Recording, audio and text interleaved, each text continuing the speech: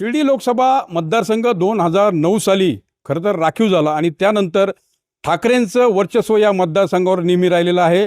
मात्र यावेळी पुन्हा एकदा भाऊसाहेब वाकचौरे यांनी बंडखोरी करत शिवसेना शिंदे गटात ते सामील झालेले आहेत आणि त्याच पार्श्वभूमीवर आज उद्धव ठाकरे यांच्या उपस्थितीमध्ये कार्यकर्ता मेळावा शिर्डीमध्ये पार पडतोय.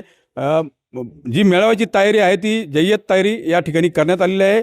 शिर्डीजवळील सिद्धसंकल्प मंगल कार्यालयामध्ये हा सर्व मेळावा जो आहे कार्यकर्त्यांचा तो पार पडतोय.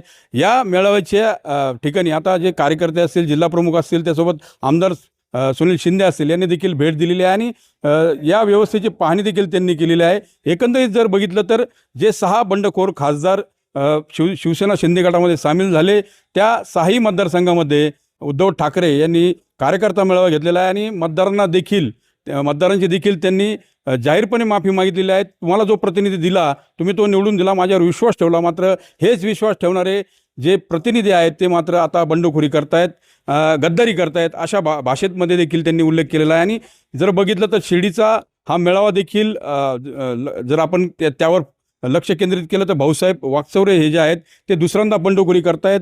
अनेक पक्ष त्यांनी बदलले आहेत. सुरुवातीला ते शिवसेना ठाकरे गटात होते, त्यानंतर काँग्रेसमध्ये गेले, त्यानंतर अपक्ष लढले, परत भाजपमध्ये गेले आणि पुन्हा एकदा ठाकरे गटात आले. मात्र 2024 साली ज्या विश्वासानं उद्धव ठाकरे यांनी त्यांना या खासदारकीचं तिकीट दिलं होतं शिर्डी लोकसभेचं, त्या ठिकाणी ते निवडून आल्यानंतर आता 2 वर्षानंतर बंडखोरी करत आता शिवसेना शिंदे गटामध्ये सामील झालेले आहेत. आणि त्यामुळे उद्धव ठाकरे आपल्या कार्यकर्त्यांना किंवा या मतदारसंघातील मतदारांना काय मार्गदर्शन करतात हे महत्त्वाचं आहे. कारण ज्या पद्धतीने या बॅनरवर आपण बघितलं निष्ठेची वज्रमूठ कार्यकर्ता मेळावा, या अनुषंगाचं जे स्लोगन आहे ते या बोर्डवर दिसतंय आणि त्याच अनुषंगानं आता पुन्हा एकदा शिवसेनेची वज्रमूठ असेल, त्याचसोबत मतदारांशी संवाद असेल, साध असेल, हा घालण्याचा प्रयत्न पुन्हा एकदा उद्धव ठाकरे शिर्डीमध्ये करताना दिसत आहेत.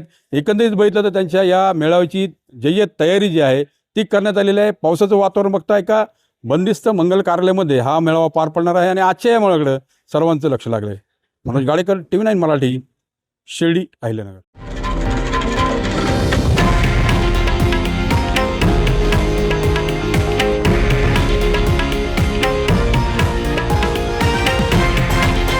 हे आहे देशातील नंबर 1 न्यूज नेटवर्क आणि आपण पाहत आहात TV9 मराठी, एकमेव.